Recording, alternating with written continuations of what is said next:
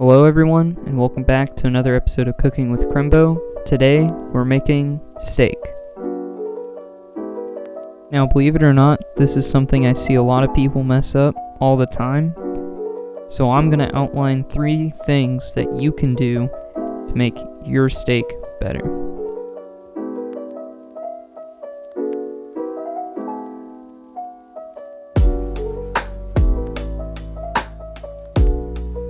Grab your favorite cat apron and grab a wire rack. Now, believe it or not, to get good steaks, you don't actually need super expensive cuts. What you're looking for is good marbling. This is a pack of Denver steaks that I picked up from Food Lion for $8.15.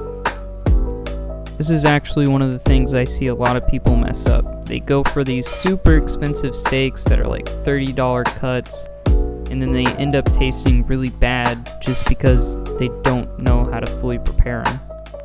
The second thing I see people mess up a lot is the seasoning. It doesn't take a lot, just some salt, pepper, and garlic powder.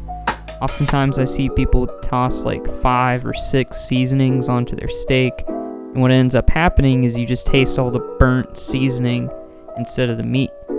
The point of seasoning isn't to taste the seasoning, it's to taste the meat. So what you're doing is you're basically just enhancing the flavor. What I'm doing here is called dry brining. Basically what I'm doing is I'm coating each side of the steaks in some salt, then covering it with some plastic wrap and setting in the fridge for at least an hour.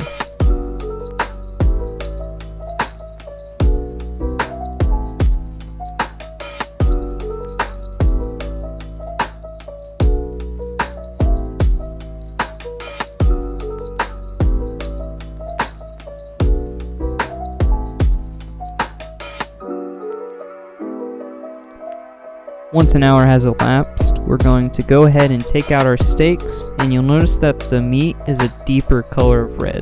This is exactly what we're going for. It just means that the salt has fully penetrated into the meat. Next, we're going to be seasoning both sides of the steaks with pepper and garlic powder.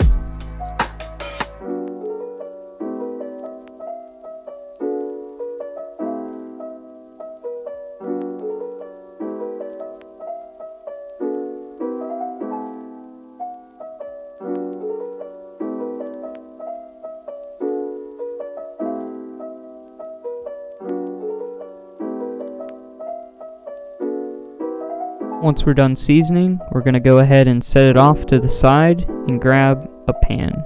This is the third thing I notice people mess up a lot, is they use the wrong cookware.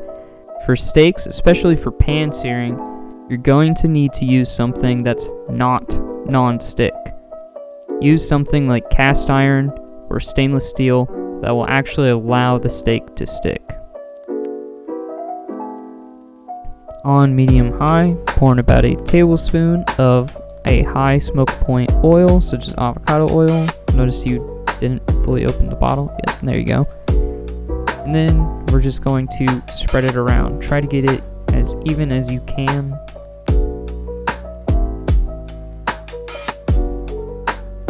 So once your pan is up to temperature, go ahead and place in your steaks slowly. You should notice that it immediately starts sizzling.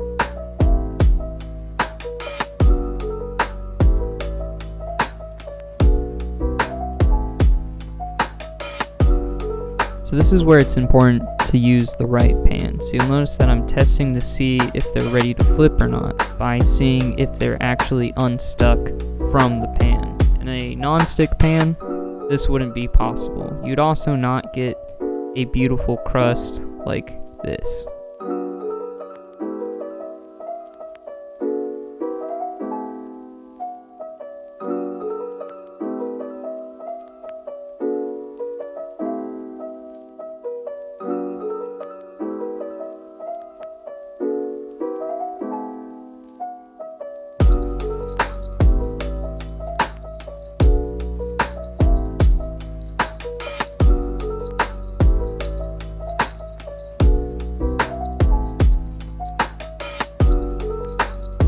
So here I am using an instant read thermometer. What I'm going for is about 135 to 140 degrees to get the perfect medium rare. If you don't have an instant read thermometer, don't worry about it though. You can totally just cut the steak in the middle and see the color of it.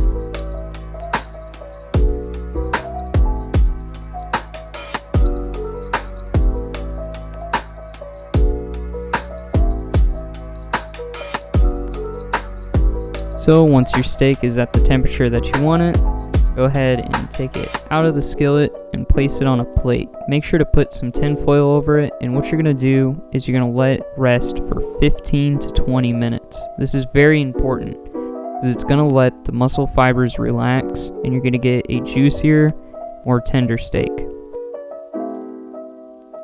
So here we are 20 minutes later for the big reveal, and bam, look at that.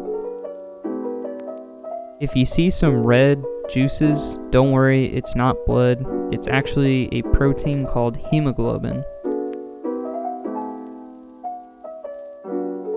So at this point, you're pretty much done. However, I wanted to plate my steaks up, so I went ahead and cut each one into slices.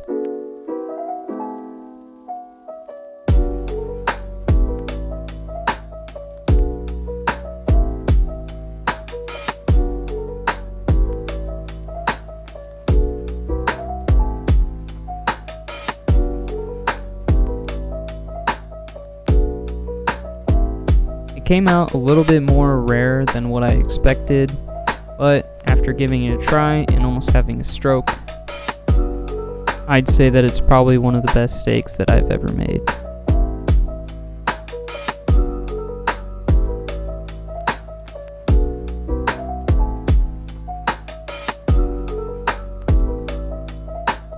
And that's it.